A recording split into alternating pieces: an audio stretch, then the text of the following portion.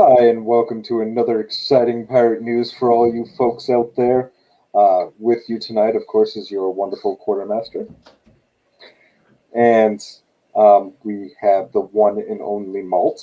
Greetings! And, of course, the fabulous Steve. Howdy. Sir, And- not appearing in this film. And of course, Catbutt. And then the one and only, our fearless captain in the Massachusetts chapter, Mr. O'Keefe. Ahoy. So, gentlemen, how are you all doing this evening? Passable. Mm-hmm. No major complaints. I'm just, it's going to take me a couple of days to get used to it being light out at 5:30. That's about it.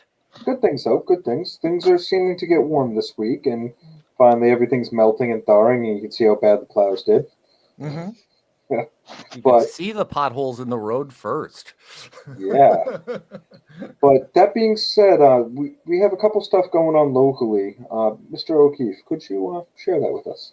Well, first, let's start internationally, actually. So March 17th is the general election in the Netherlands.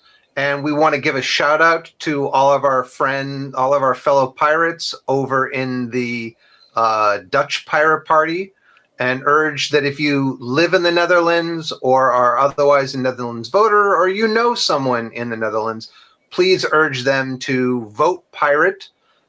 If I recall correctly, they are list.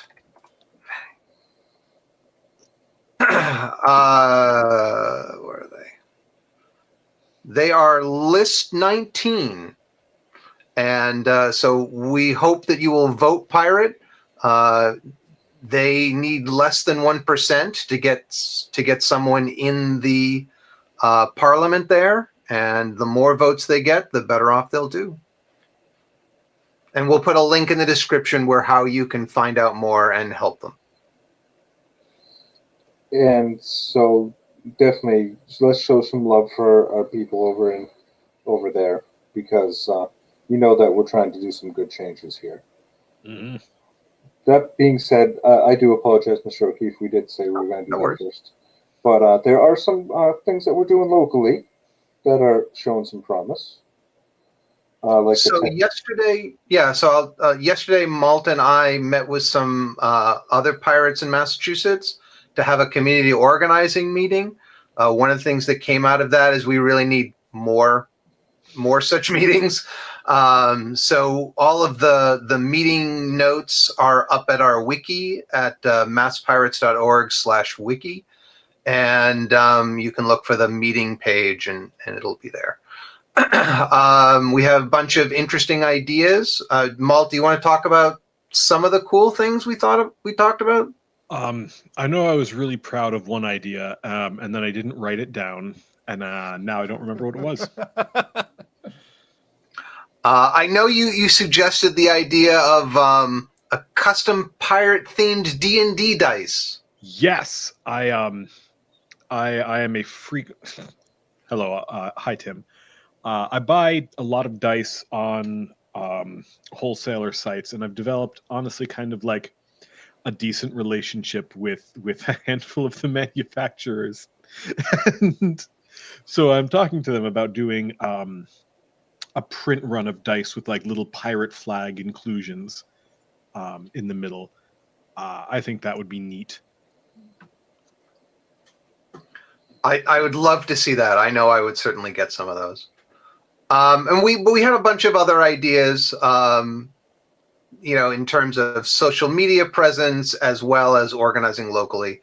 So we'll put a link in the description. And then the other thing local that's coming up is next Saturday. We have a tech meeting coming up. We do these regularly.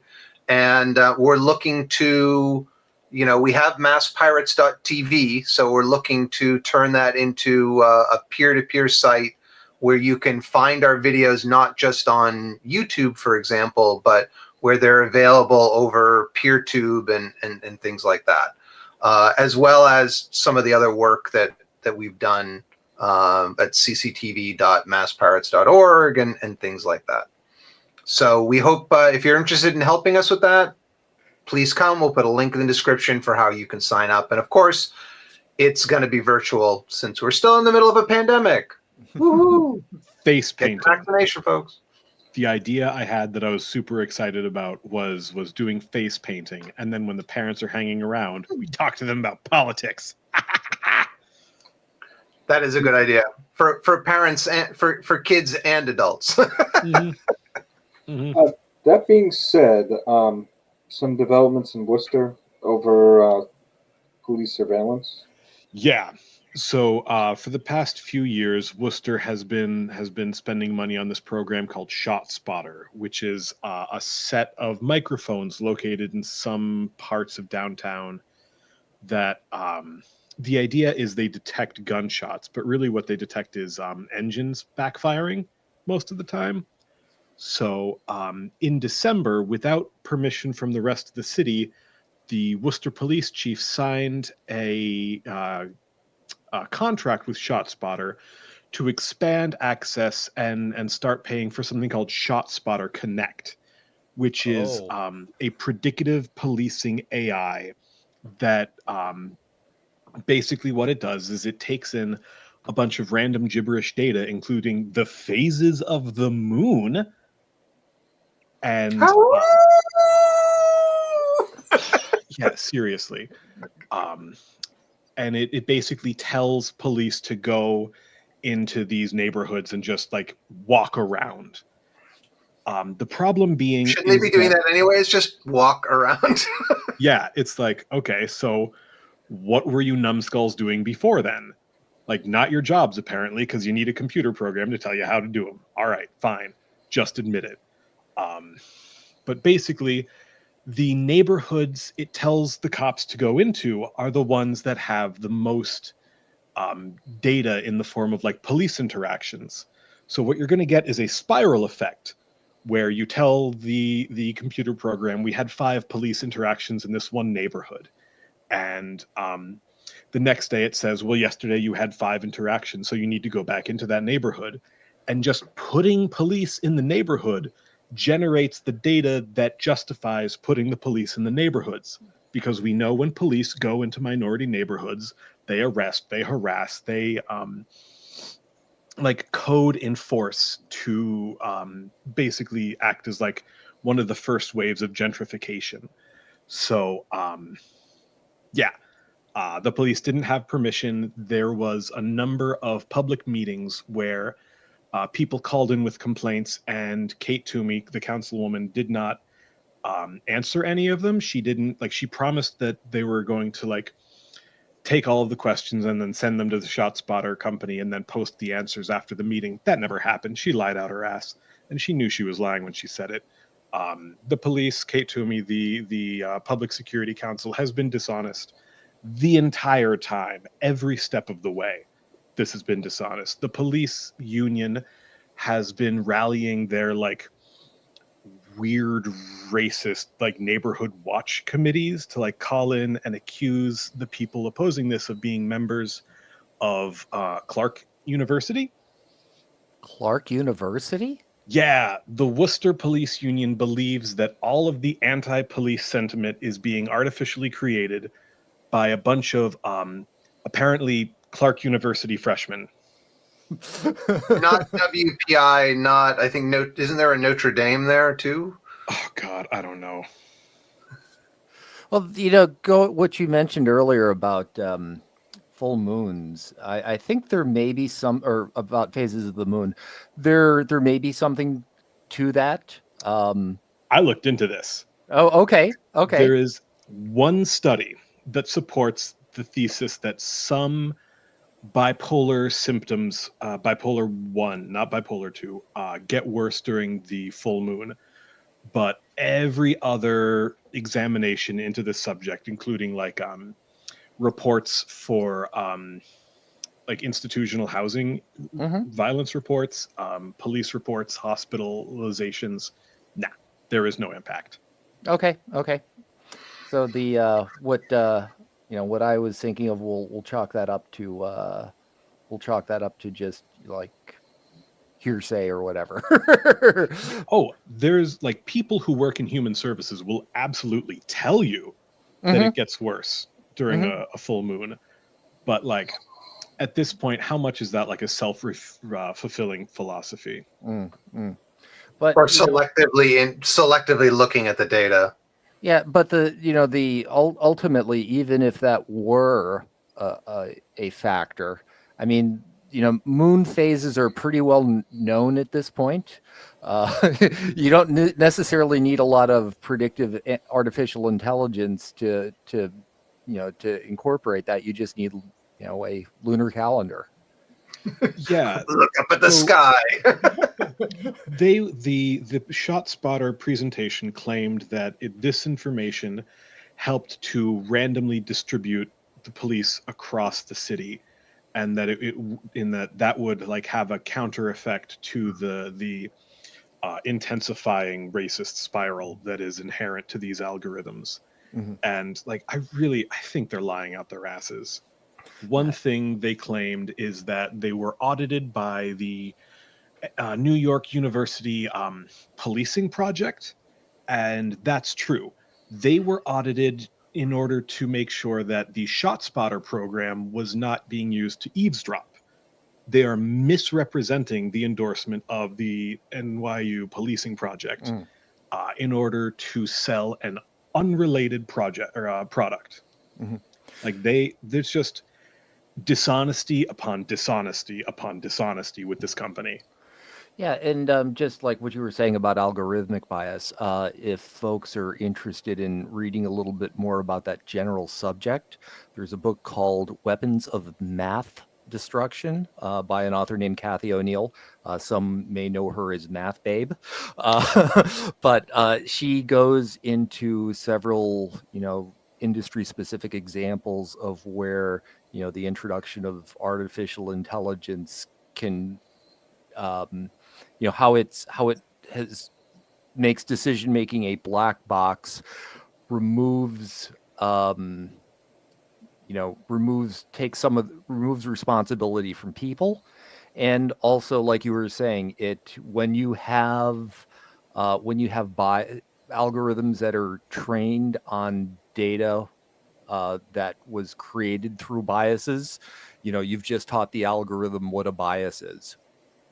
It's this like what happened in Worcester is 50-50. The city council is a bunch of old fuddy-duddies who do not understand technology. I'm not talking about the people who voted no. Councillor King, Councillor Sarai, Riviera. There was a third one who voted no, and I'm sorry, I've forgotten your name. Thank you for voting no. The rest of them, scared Nimrods who think computers are magic. Like these are the same people who understand DNA because like CSI covers it. It's like the same people who for them like apps are just magic boxes that make the grand pictures of grandchildren happen. Just the degree to which we have been misserved by people who do not understand the technology and are not willing to admit they understand the technology and are not willing to stand up to an out-of-control police department is what happened. So the most important question in this whole thing for you, perhaps, can a shot spotter tell the difference between a gunshot and a cowbell? Let's find out. Because you know what? If you ever need them, I got plenty of cowbells. Seems like it's a Saturday Night Live skit or something. More cowbell. I have a fever. And that fever only has one cure. Cat butt. So that being said, there was one more thing we wanted.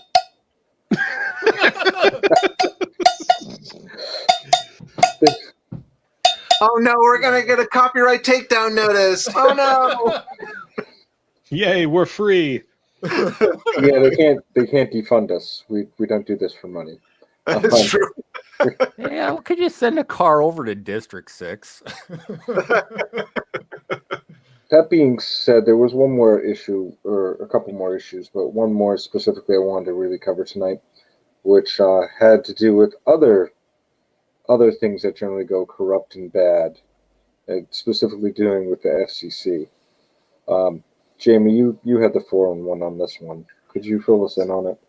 So my understanding is with the Consolidated Appropriations Act of 2021, one of the $1.9 trillion that bill would disperse was $3.2 billion would be given to the FCC as a way of helping people who are struggling to afford broadband during the pandemic to actually be able to help them afford it. And as I was jokingly said before, it's both too much and too little. It's too little in that 3.2 billion isn't going to be enough to get millions of people to allow people to have millions of people have access who need it to have quality actual broadband speeds. But at the same time, over the last 20 plus years, we've been giving money to the Comcasts and ISPs and AT&Ts of the world to supposedly roll out broadband. And then the FCC always changes the bar, always lowers the bar so that what the cable companies or what the ISPs call broadband is not what, the rest of the world calls broadband. While also charging, some of the highest rates that you can see. I mean, you can get far better in South Korea than you can in the United States, especially even in rural parts of the U.S. So, from what I understood about it, essentially what this bill does is knocks off $50 off your bill. But it's only going to be for a limited time. I mean, they were even talking about $75 off your bill. But when they're charging you $200 just to have basic, and I'm sure there's all sorts of hoops that you have to jump through to get the $75 and the whole nine, and what have you. If we're going to be subsidizing internet connections, we should have municipal broadband. That, yeah. And of course, even, I'm sure people are aware that, in a lot of areas in the United States, municipal broadband is not legal, or people are working really hard to prevent it from being legal. It's effectively regulatory capture from the telco providers. And how bad is it? Oh, sorry, Jamie. I mean, if you to just give a degree of how well the cable companies or our existing telcos have captured the market. Everybody remember Google Fiber? Yeah. If Google gave up.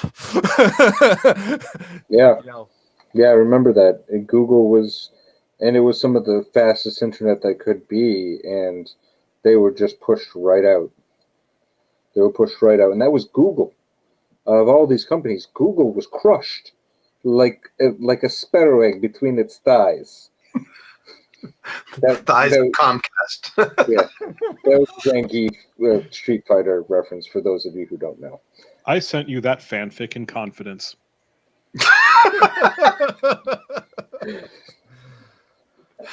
I mean, there are lots of alternatives out there. If you go and you say, well, we have one provider that builds out the fiber, and then Comcast or the RCNs, the AT&Ts can just run over that particular fiber, and it's treated like a utility. They get a reasonable profit, and they have to maintain the fiber and connect. You want to switch from RCN to Comcast, and they will do the switching for you. That's a reasonable way to go. But instead, we're like, oh, yeah, here at Comcast, we're going to give you a monopoly. You get to roll out internet. Everyone else doesn't. And then every year, they just keep raising the price while giving you worse quality. I really want a conservative to tell me why phone and television is a utility, but internet isn't. At this Well, they don't point, even want that. They would, some of them would be quite happy to privatize the waterworks, dude. You know? Okay, that's fair. I mean, look at what happened with electricity in Texas, man. Those You poor know? people. Ugh, Yeah. that's I can't even think about it without just getting just vibratingly mad with rage. Well, that being said, was there anything else you gentlemen would like to discuss this evening? I'm good. And with that, I think we covered everything that we had on the agenda for tonight. All you there watching at home, I appreciate you. Definitely like, thumb, subscribe, and share us with your friends because we can't get the word out without you. So, And in the comments, everybody be sure to tell Tim that he's a very handsome cat. all right, thank you guys. Steve, Bye, you got to start Tim. showing your cats. Your cats need to make it. Oh yeah, you don't have a video, so Yeah. we just hear them audio. We could, yeah. I mean, maybe I'll get like a picture and put that up, and I could be like that lawyer on Zoom. But yes, sir, I really am a cat. Did y'all hear the part 2 to that shit? No. No. So that Bonus round. dude apparently Oh, the guy in the operating room. operating room. No. Oh, okay. So, well, this was a plastic surgeon who was appearing in court while he was doing surgery, and the judge asked, "Are you doing surgery now?" He says, "Oh, yeah." Huh. But wait, so that was, or please go on. Tell me about your part 2.